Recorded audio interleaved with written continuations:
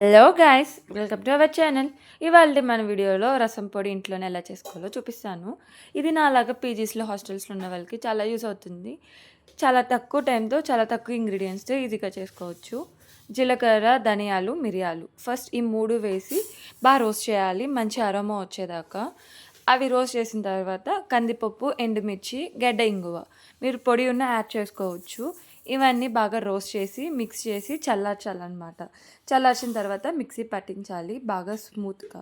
అంతే మన రసం పొడి రెడీ అయిపోయినట్టే.